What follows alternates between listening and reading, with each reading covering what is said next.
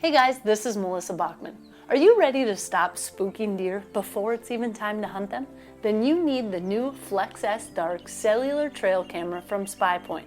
With a no-glow flash option, long-lasting solar power, and a ton of settings that can be changed anytime through the SpyPoint app, there are no more excuses for letting your deer get wise before the season even starts.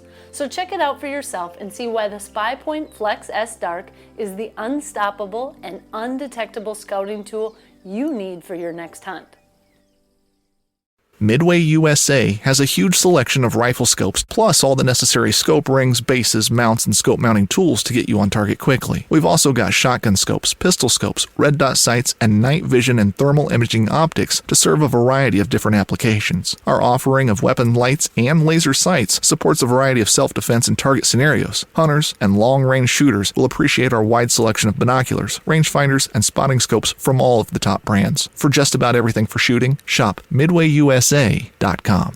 This episode is brought to you by Vortex Optics and Ignite Marketing Group. Check the links in the show notes. Howdy, folks, and welcome to the Hunting Stories podcast, The Hunter's Brief, where we pack the latest headlines from the world of hunting, wildlife, and conservation into one concise episode. This is the week of October 24th, and there's a lot going on. This week, we'll discuss the Supreme Court's decision to leave a legal gray area for public land access, a walk-in access boom in the Midwest, a massive catfish that makes record books waiver, a controversial business closure in the hunting industry, and a new Canadian gun policy that has some hunters up in arms. We'll also cover disease outbreaks affecting deer herds, public land policy battles, several notable poaching cases, a call for help protecting cultural resources, and public input in Colorado on hunting regulations. Buckle up, guys. Stay tuned. Let's just jump right into the news.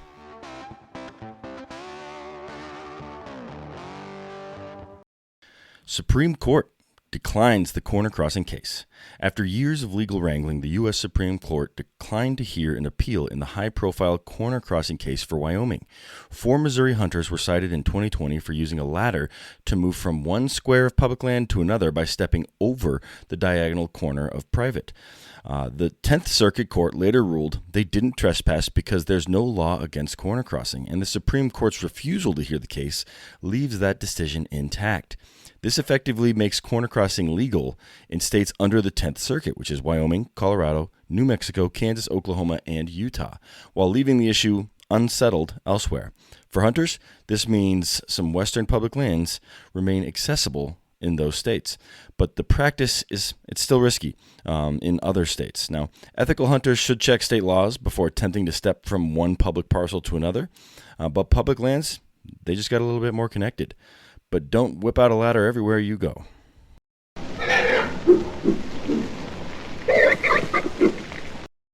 Pheasants Forever expands walk-in hunting access. Pheasants Forever teamed up with onX and state wildlife agencies to launch the Public Access Habitat Program, adding over 57,000 acres in Nebraska and nearly 70,000 acres in South Dakota for walk-in hunting access. These include CRP fields, rangeland, and pasture enrolled under the 5-year contracts that pay landowners $25 per acre for high-quality CRP and $10 per acre for other lands, bolstering habitat and hunter opportunity. Combined with other programs, the initiative has opened more than 100,000 new acres of walk-in access. The program aims to make upland bird and waterfowl hunting more accessible while promoting habitat conservation. With federal funds limited, the partnership underscores how nonprofits and states can work together to expand access. Now, for hunters looking for new spots this fall, these programs could be a game changer. It's like adding a bonus public lands chapter to your hunting atlas. Time to update those pins.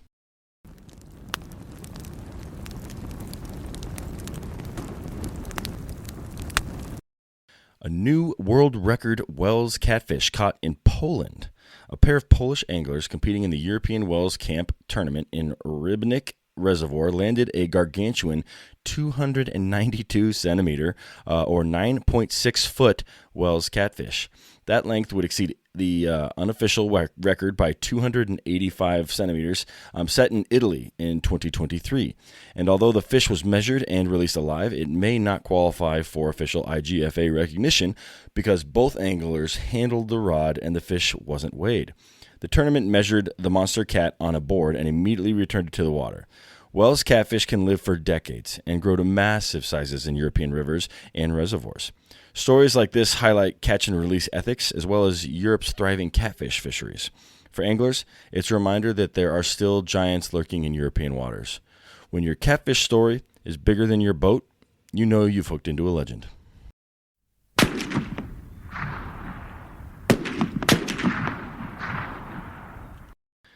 Black Ovis shuts down amid unpaid vendor controversy. In a sudden move, online retailer Black Ovis and Camel Fire announced in mid-October that they were closing shop. The company thanked customers but didn't explain the closure. Soon after, small vendors like Asiac Equipment alleged on forums that Black Ovis filed for bankruptcy and still owes them for inventory shipped, while the CEO and board members have reportedly received severance packages. One user on the Rockslide forum described losing around $10,000 in inventory and expressed frustration that executives were paid while small businesses went unpaid. The allegations have tarnished the company's reputation and raised questions about fair treatment of suppliers. For hunters, it's a reminder to support ethical businesses and double-check return policies when shopping sales. When bargain hunting turns into vendor ghosting, it leaves a bad taste worse than forgotten jerky.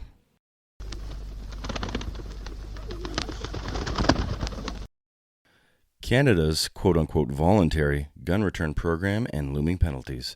Canada launched a pilot compensation program for prohibited assault-style firearms beginning in Nova Scotia and expanding nationwide. Owners must declare their firearms, have them verified, and turn them in to receive compensation. They can also choose to deactivate, export, or surrender the guns to police.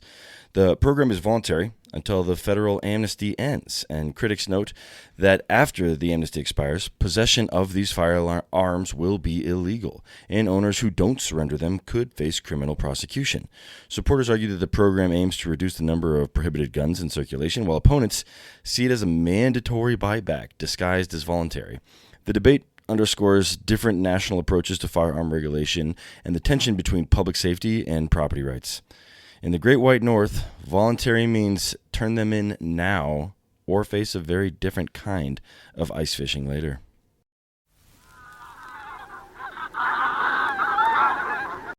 Hunting is not easy. It never has been. It takes dedication, motivation, a lot of patience, and quality gear. If you manage a food plot, put up stands, or need just one more game camera, we can help at MidwayUSA.com. We opened our doors in 1977 and continue to put customers first by offering super fast, same-day shipping. For just about everything for the outdoors, go to MidwayUSA.com. At Midway USA, we put customers first. The Nitro Express shipping system is icing on the cake.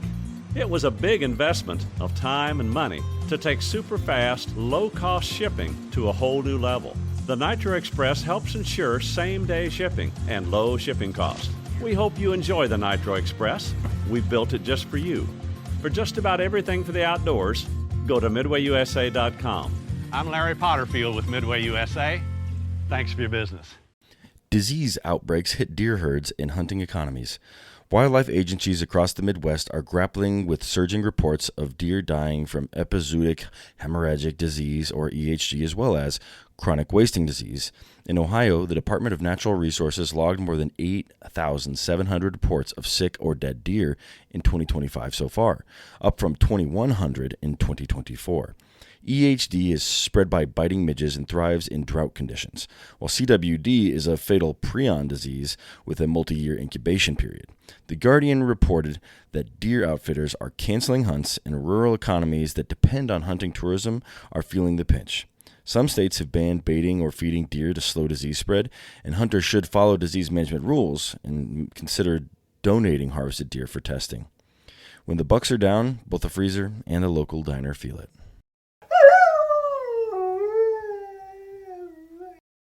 Utah hunters fined for shooting and wasting trophy buck.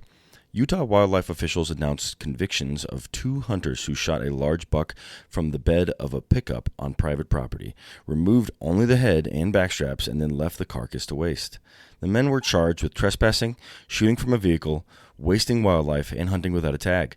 They were ordered to pay more than $4,500 in fines and restitution, complete 40 hours of community service, and face suspension of their hunting privileges.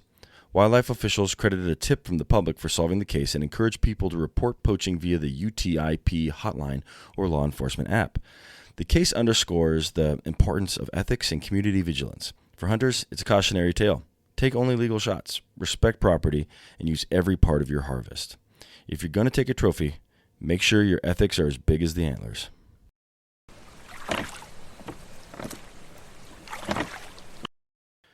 Rhode Island poachers caught baiting deer.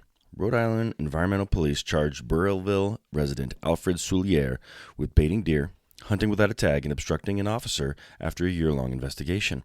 Officers discovered a tree stand, game camera, and a pile of corn.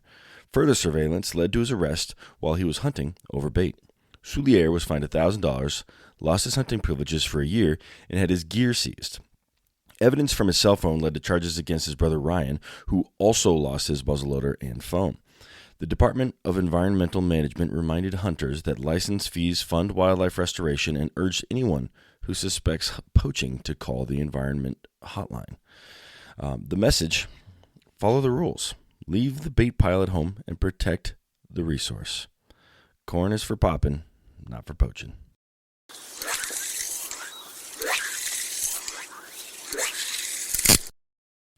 Wyoming Fish and Game seek tips on artifact looting. The Wyoming Game and Fish Department asked the public for help after artifacts were looted and cultural sites vandalized on commission lands near Du Bois. These lands conserve wildlife habitat and provide public access for hunting, fishing, and recreation. Lander Regional Wildlife Supervisor Jason Hunter said looting destroys irreplaceable history and jeopardizes public access.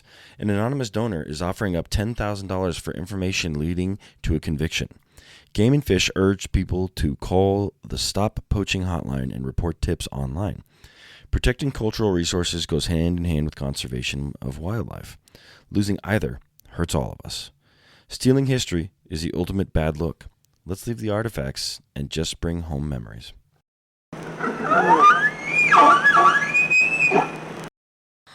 Colorado considers pronghorn hunt and other big game changes. CPW is seeking public input on proposed changes to big game regulations in Northwest region, including whether to allow pronghorn hunting in the North Fruita Desert. The survey, open through November 1st, also asked whether bull elk rifle licenses in some herds should become either sex and whether a late-season cow elk hunt should be reinstated. CPW biologists say hunter feedback will help determine which proposals go before the Park and Wildlife Commission for adoption. If approved, the changes would take effect in 2026, and hunters are encouraged to review the proposals at engagecpw.org and weigh in.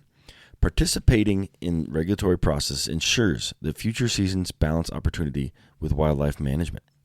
It's not every day you get to choose between bull tags and pronghorn plans. Speak now or forever hold your elk calls.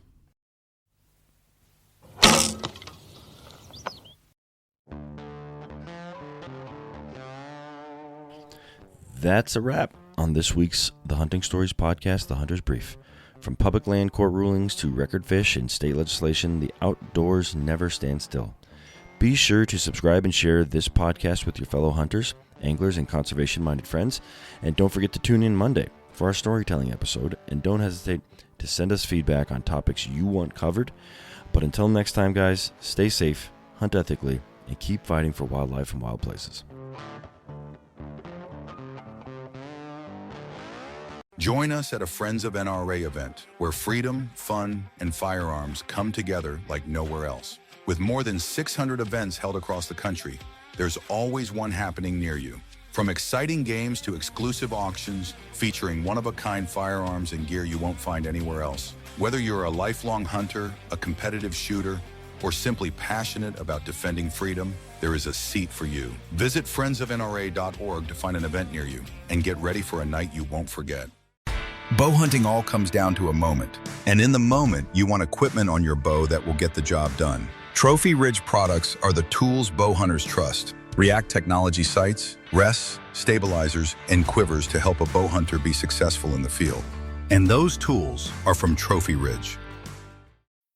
You know the words dominating today's headlines. Private equity generative capital gains tax. America's chip fueled by market volatility. Bets on Fed rate cuts are sweet. But do you understand how they impact your world and your wallet? In a world that skims the what, understand the why. Because context changes everything. Subscribe at Bloomberg.com.